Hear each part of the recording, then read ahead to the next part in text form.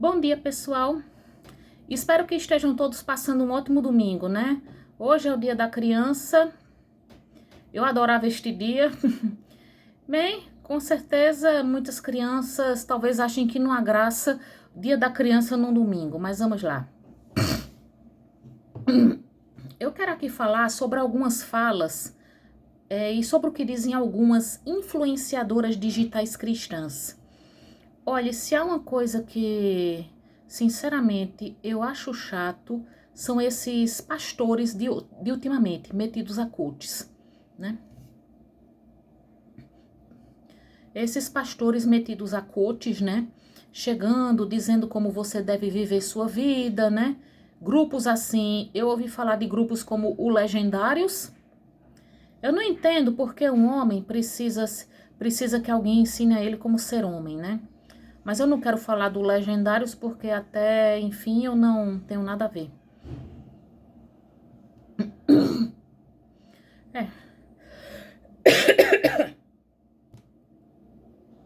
Eu só digo o seguinte, eu estou assim ficando por aqui com essas influenciadoras digitais cristãs, principalmente essas antifeministas tipo Pietra Bertolazzi, né, que é católica, e Zelma Werneck de Castro e Priscila Matzo, que são evangélicas, né? Também poderíamos falar da nossa querida Sara Shiva. Mas para não falar demais, vamos falar sobre Pietra Bertolazzi. A dona que posa de antifeminista, né? E diz que o feminismo afastou a mulher de sua essência, sendo que ela ganha o dinheiro dela e nunca pegou numa vassoura, que eu sei. Ela dizendo que a natureza fez a mulher para ser esposa e mãe, mas a sociedade exige que a mulher seja o quê? Seja profissional, seja multitarefa, seja independente. Dona Pietra, deixa eu dizer o seguinte, não é a sociedade que exige que a mulher trabalhe fora, é a necessidade. Hoje, muitos homens não ganham o suficiente para bancar sozinhos todas as despesas. Então, deixa eu lhe dizer uma coisa. Muita mulher tem que trabalhar fora, porque senão ficaria muito pesado para o marido bancar tudo sozinho. Seria injusto com ele ficar com a função de ser o único provedor. Quer saber disso?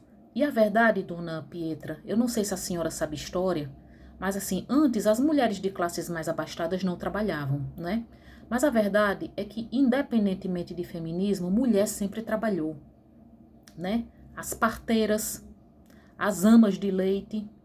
Antes, os filhos das famílias abastadas, principalmente as aristocratas, não eram criados pelas mães. Eles eram criados pelas amas, né? Muitas mulheres nem mesmo amamentavam seus próprios filhos. Eles eram criados pelas amas. Porque antes, sabe o casamento arranjado dos nobres, dos aristocratas, dona Pietra? Não era por amor, era para garantir a continuidade da linhagem. Já que ninguém é imortal, né? E a mulher era simplesmente uma égua parideira. Ela só tinha valor se fosse fértil. Mulher sempre trabalhou como camponesa, leiteira, pastora. A mulher pobre sempre trabalhou. Antes o quê? Antes, quando as coisas não eram tão caras, né? Muita mulher de classe média podia ser só dona de casa, né? E ainda podia ter uma empregada. Mulher pobre sempre trabalhou. Antes, quando não havia máquina de lavar roupa, as famílias que tinham dinheiro pagavam uma lavadeira para lavar a roupa. A senhora já leu o livro O Cortiço? Hein? As mulheres que moram no cortiço do livro, muitas delas trabalham de lavadeiras, as verdureiras, né? As que têm peixarias. A verdade é que mulher sempre trabalhou. Não as de famílias abastadas, porque não precisavam, mas as pobres sempre trabalharam porque precisavam. Não é a sociedade que exige que a mulher trabalha, é a necessidade. Uma outra mulher que eu quero contestar é aquela Zelma Werneck. Eu não quero nem dizer o que eu penso dela, porque eu não quero ser processada. E, enfim, se é algo que muitas vezes a gente não pode dispensar, é um bom advogado, né? Ela compartilhando vídeos, né, de homem dizendo que a serpente falou com Eva porque a serpente sabia que já tinha pacto com a mulher. Aquela ideia de que a mulher é a responsável, é a culpada pelo pecado no mundo e porque todos nós nascemos pecadores, né? Que aquela mulher fica dizendo coisas como a maldade secular da mulher, o homem é a obra mais perfeita da criação, o homem não nasceu para ser, o homem só deve prestar contas a Deus, o homem não nasceu para satisfazer aos caprichos intermináveis da mulher. Ai, que vontade de vomitar. Dona Zelma, deixa eu falar um trecho na Bíblia. Quando Deus apareceu para Adão e Eva, após eles terem comido o fruto proibido, né? Aí ele perguntou para Adão, né? O que ele tinha feito. Aí Adão disse, a mulher que puseste junto de mim me deu do fruto e eu comi, né? Adão já foi jogando a culpa em cima de Eva, como um bom covarde. E Eva disse que foi a serpente que a seduziu e ela comeu, né? Aí a gente sabe que a partir daí, Eva passaria a ter dor no parto e teria que ser submissa ao marido. Mas Deus, ele deixa bem claro o seguinte, quando ele fala com Adão, porque deste ouvido a voz da tua mulher e comeste do fruto que eu te proibi de comer, maldito é o solo por causa de ti, né? E ele estabeleceu que Adão teria que trabalhar para poder sobreviver, até voltar ao pó, pois tu és pó e ao pó tornarás. Fica bem claro, nesta parte, que Deus está estabelecendo que ele é tão culpado quanto Eva, né? Ele também castigou Adão. Ou seja, ele disse, porque deste ouvido a voz da mulher, da tua mulher. Ou seja, ele não foi obrigado a comer o fruto. Ela não o enganou dizendo que era outro fruto. Fruto de qualquer outra árvore. Ele sabia que era o fruto proibido. Ou seja, ele é tão responsável quanto ela. Fica bem claro nesta passagem. Daniel Cravinhos, né, na questão do assassinato da família, né, von Richthofen, os pais de Suzane, ele disse, olha, o plano foi dela, mas eu sei que isso não tira a minha responsabilidade na história do assassinato. Então, nessa história de Adão e Eva fica bem claro que Deus estabeleceu que Adão era tão responsável quanto Eva. A própria Bíblia é cheia de histórias de homens perversos, né? Jacó, que era um malandro, Caim, que cometeu o primeiro assassinato, né? O rei Davi, que pegou uma mulher casada e depois arquitetou a morte do marido dela. Então, dizer a maldade secular da mulher, olhe, tanto há homens perversos quanto há mulheres perversas, tá?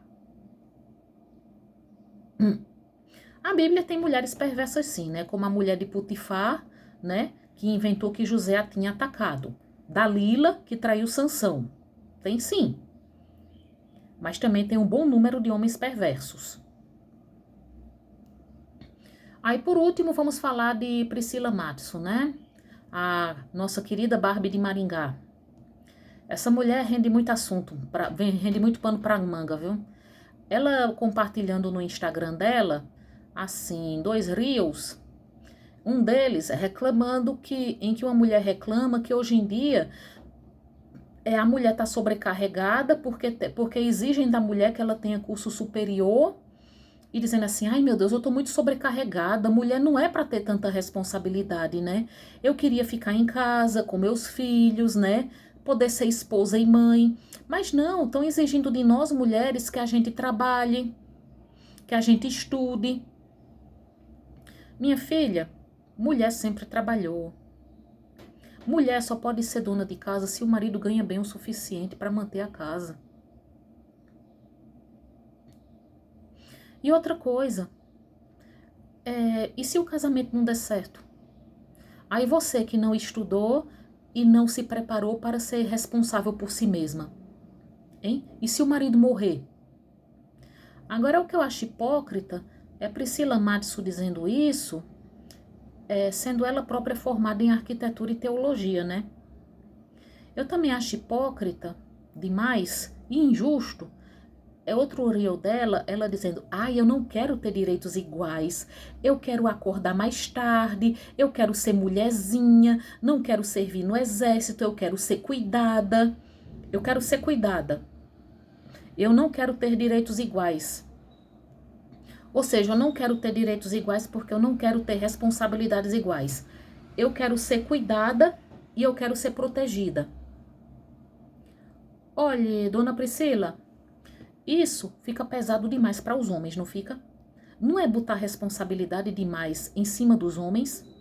Para você poder ser mulherzinha, poder ser cuidada? É botar responsabilidade demais em cima dos homens. Ele vai ficar com a responsabilidade de ser o único provedor, de ser protetor, né? De ser o que deve, de ser o chefe da casa, de ser o que tem que proteger a mulher, ensinar valores masculinos para os filhos. Não é responsabilidade demais para uma pessoa só? Uma pessoa não pode viver para cuidar de outra. E outra coisa também, minha senhora, é o seguinte, outra coisa também muito importante que a senhora tem que entender é que homem não pode ser uma fortaleza o tempo todo. Homem também precisa ser cuidado. Querer ser mulherzinha, isso, então o homem vai cair. Então o homem casou com uma mulher para dividir com ele as responsabilidades ou casou com uma criança para ele cuidar de uma criança, hein? Olha, a nossa cultura machista, ela termina por ser ruim até para os homens, ela sobrecarrega os homens, sabe? Porque, veja só, porque com essa história de que o homem não chora, já foi pior antes, mas ainda persiste, como é que fica? Os homens costumam cometer mais suicídio, embora as mulheres tenham mais depressão, os homens, eles resistem mais a procurar ajuda. Aí é por isso que eles cometem mais suicídio. Eles resistem mais a procurar ajuda para não parecer fracos, né? Aí, muitas vezes, quando a depressão se manifesta, o homem já desaba de uma vez. Homem também é vulnerável. Homem também tem momentos de fragilidade emocional. Isso que a senhora fala, senhora Priscila, é injusto com os homens. É botar responsabilidade demais nas costas dos homens. Num relacionamento, um tem que cuidar do outro. As responsabilidades têm que ser divididas. Não é ser mulherzinha, não. Aí o que mais? Olha, veja, os homens, embora as mulheres cometam mais suicídio, tentem mais cometer suicídio, né? Os homens, eles recorrem a meios mais violentos, mais eficientes, como meter uma bala na cabeça, né? Se enforcar. As mulheres tentam mais, mas os homens, no geral, recorrem a meios mais drásticos, né? As mulheres têm mais depressão? Tem, né? Mas os homens sucumbem mais porque demoram mais a procurar ajuda, muitas vezes por conta dessa obrigação que se impõe, que o homem tem que ser forte, tem que ser macho, não pode ser fraco. E veja, dona Priscila, mesmo que uma mulher seja apenas dona de casa, ela não pode se dar o luxo de ser mulherzinha. Apenas que seja com uma mulher como a senhora, que pode ir para uma clínica aplicar botox regularmente, ir a um cabeleireiro cuidar do seu lindo cabelo louro, usar vestidos parecidos com os da própria boneca Barbie, né? Andar sempre maquiada, com o cabelo de quem acabou de sair do cabeleireiro, ir a uma clínica, o quê? Fazer cirurgia para aumentar o tamanho da boca. Aí dizer, Deus me abençoou com uma linda família, uma linda casa, marido, filho. Olha, isso é o suprassumo da futilidade, né? a senhora num reel, com uma música gospel, enquanto mostra a cirurgia para o tamanho da boca, e eu pensando em um monte de gente na fila do transplante, precisando de cirurgia cardíaca, um monte de gente na fila do SUS para se tratar de câncer, e a senhora, né, mostrando os resultados de uma cirurgia estética nos lábios com a música gospel. Isso é o suprassumo da futilidade e da insensibilidade. Enfim, bom dia a todos.